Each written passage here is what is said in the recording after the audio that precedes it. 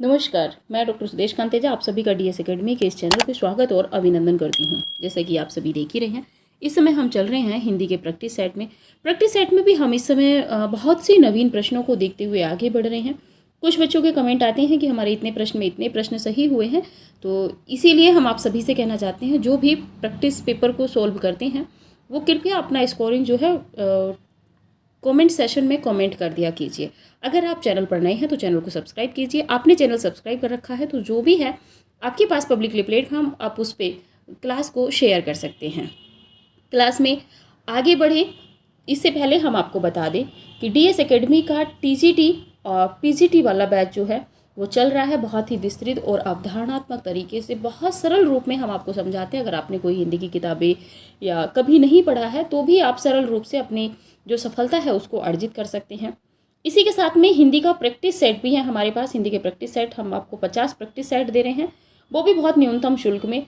और ये जो प्रैक्टिस सेट है ये 125 प्रश्नों पर आधारित है। 125 प्रश्न यानी कि संपूर्ण पाठ्यक्रम पर आधारित है और 50 टेस्ट पेपर हम इसमें आपको प्रोवाइड करा रहे हैं। मुश्किल से 10 से 12 रुपये प्रति टेस्ट पेपर आपको पड़ता है, बहुत महंगा नहीं है, लेकिन प्रश्नों का एक स्तर है इस पेपर में। आप जब इस पेपर को देखेंगे, डेमो टेस्ट पेपर देखेंगे या बाकी के आप देखेंगे, ऐसा नहीं है कि एक दो पेपर ही आपको बहुत एक स्तर का बनाया हो। सभी टेस्ट पेपर बहुत ही अच्छे हैं। जो भी बच्चे प्रैक्टिस सेट ज्वाइन करना चाहते हैं, ये नीचे नंबर लिखा हुआ है 9568802463 पे, इस पे कॉल कर सकते हैं। अगर आप बैच ज्वाइन करना चाहते हैं हमारा बहुत ही नाममात्र शुल्क के साथ में, तो भी आप इसी नंबर पे कांटेक्ट करके टीजीटी पीजीटी का बैच ज्वाइन कर सकते हैं। बहुत ही न्यूनतम शुल्क में हम आपको प्रोवाइड करा रहे हैं, एकदम बेसिक रूप से। चलिए, ये थी बैच की बात। आगे बात करते हैं प्रश्नों के श्रृंखला में। आज का पहला प्रश्न है हमारा कि 10 जनवरी को किस दिन के रूप में मनाया जाता है। आपको बताना है कि 10 जनवरी को हम एक तरीके से कौन सा डे होता है जो हम मनाते हैं। विश्व हिंदी दिवस, गणतंत्र दिवस, मातृभाषा दिवस या हिंदी दिवस।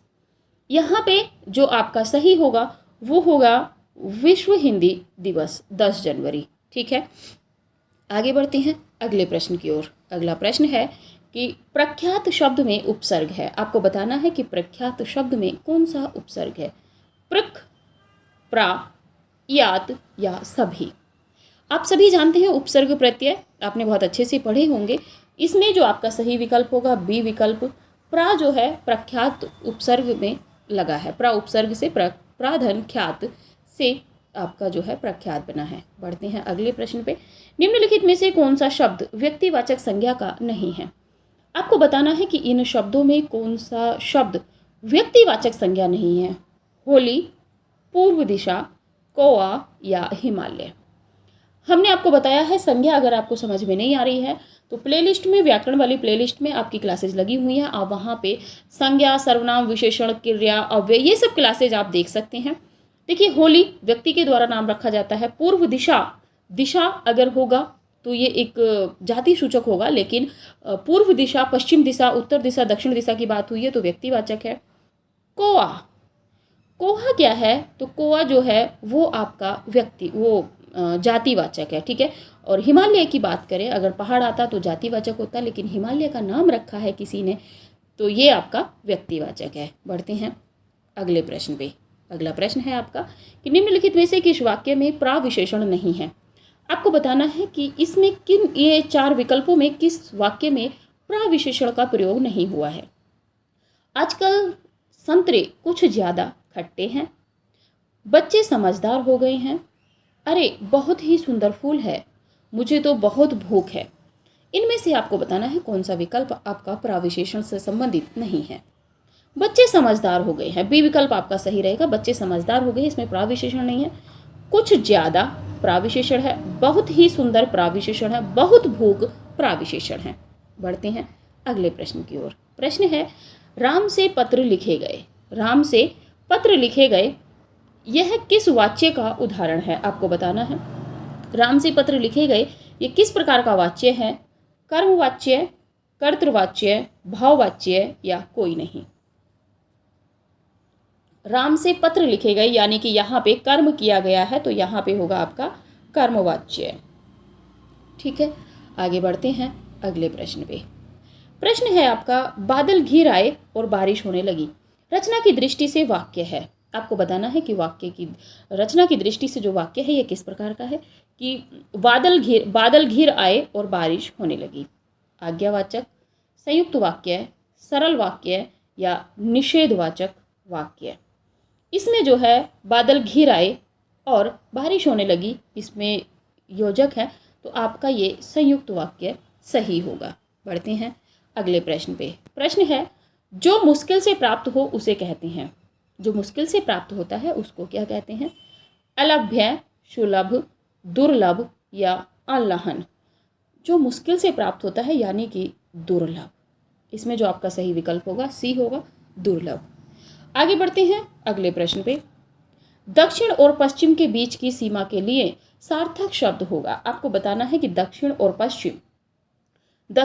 पश्चिम जब दिशाएं मिलती हैं तो उनके जो बीच की सीमा होती है उसको क्या कहा जाता है? इसके लिए कौन सा शब्द होगा? ईशान, आग्नेय, दक्षिण और पश्चिम ये दिशाएं रहेंगी, इसकी बात हो रही है। ईशान, आग्नेय, नैऋत्य, वायव्य।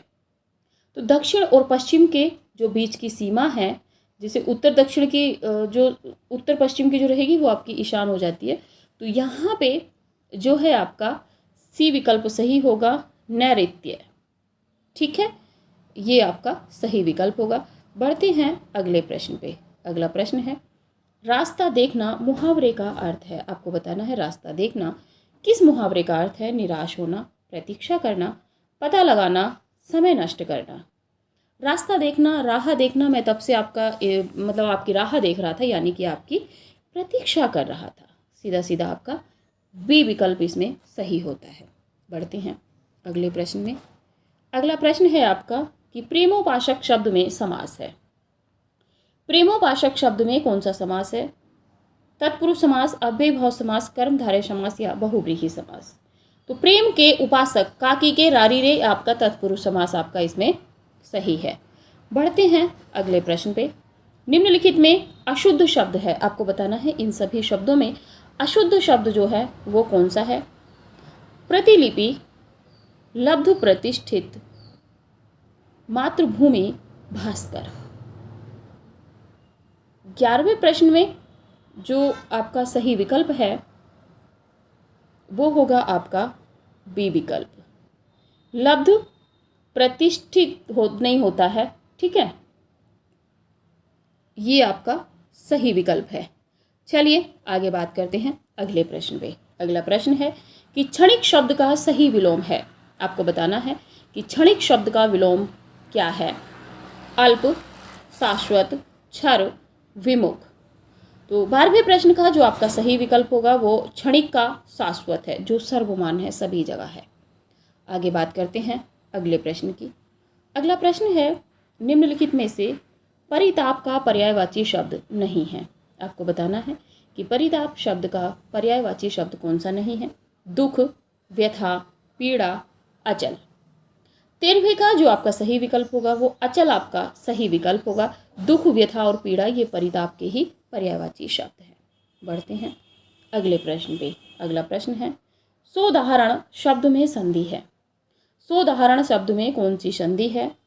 गुण स्वर संधि, वृद्धि स्वर संधि, दीर्घ स्वर संधि या व्यंजन संधि।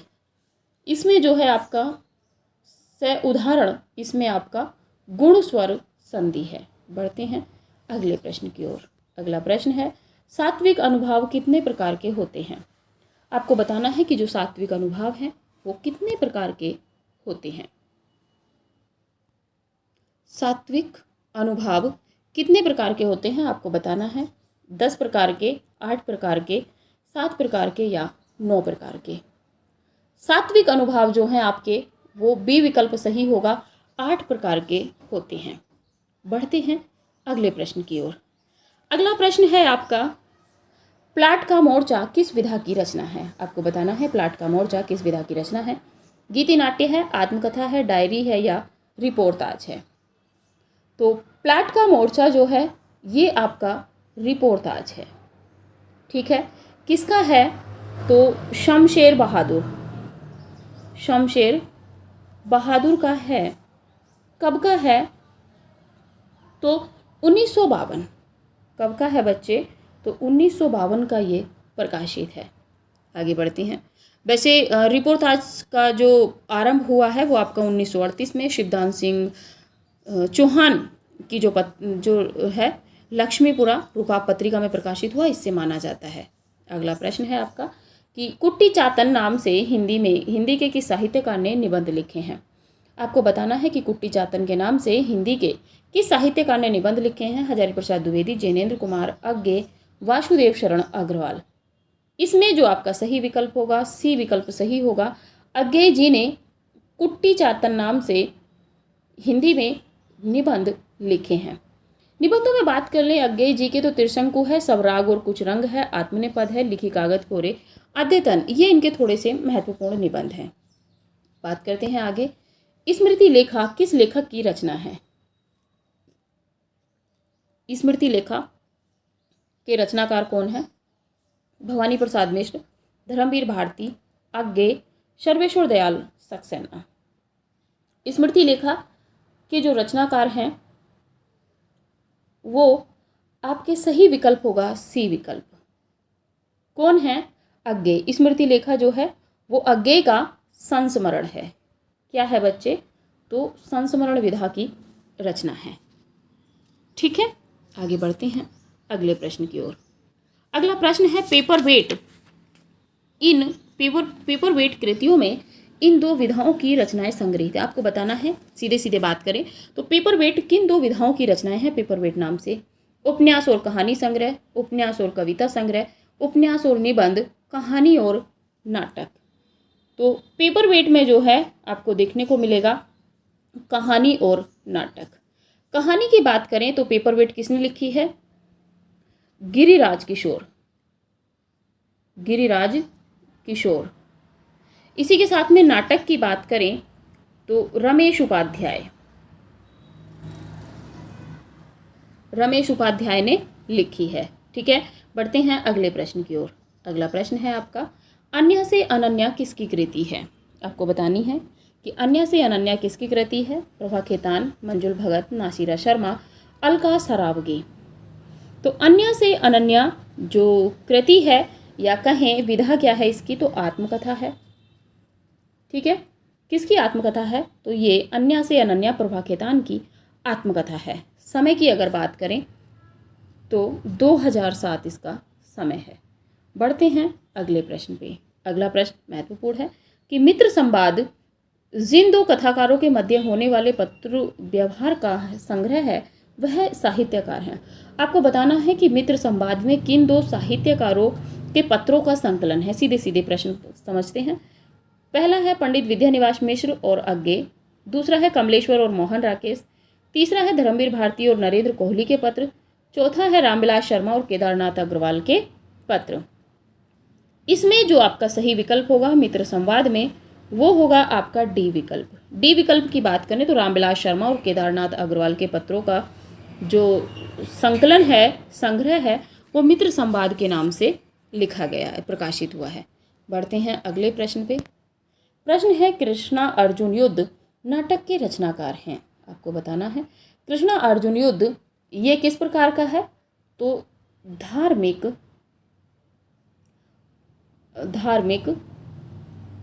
पौराणिक नाटक है। ठीक है, धार्मिक और पौराणिक नाटक है। ये किसका है फिर? माखनलाल चतुर्वेदी का, चंद्रगुप्त विद्यालंकार का, लक्ष्मी नारायण मिश्र का या लक्ष्मी नारायण लाल का? तो कृष्णा अर्जुन युद्ध जो नाटक है आपका वो है माखनलाल चतुर्वेदी जी का। प्रकाशन वर्ष की बात कर लें तो 1918 इसका प्रकाशन वर्ष है। ठीक है, आगे बढ़ते हैं अगले प्रश्न की ओर। अगला प्रश्न है आपका कि निम्नलिखित में रेडियो नाटक में सबसे चर्चित लेखक रहे हैं।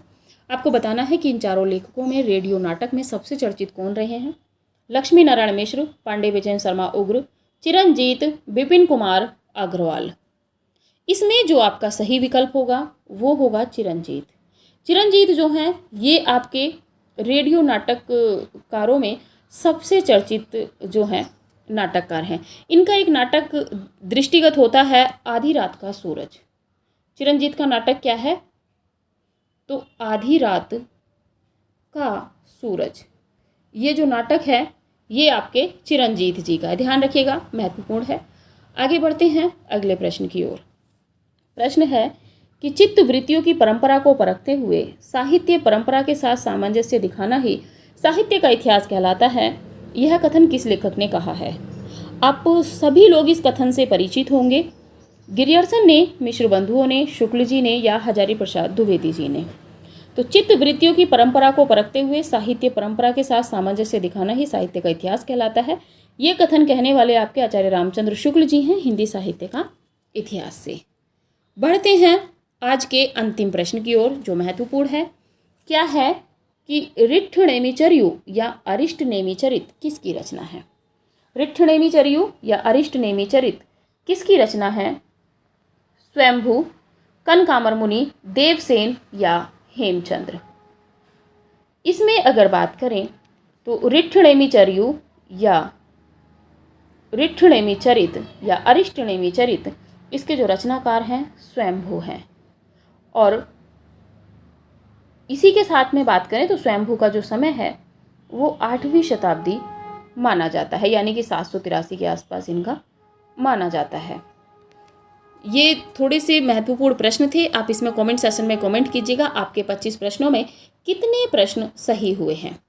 बात कर लेते हैं बैच के लिए, तो 9568802463 पे आप अगर प्रैक्टिस सेट लेना चाहते हैं, देखिए बहुत ही नवीन है प्रैक्टिस सेट। बहुत बच्चे तो श्रृंखला में जुड़े हुए थे, उस समय प्रैक्टिस सेट जो हमारा चल रहे थे टेस्ट पेपर उसमें जुड़े थे। और इसमें 50 टेस्ट पेपर हैं, सभी के उत्तर जो हैं ऑथेंटिक हैं, सभी के उत्तर सही हैं।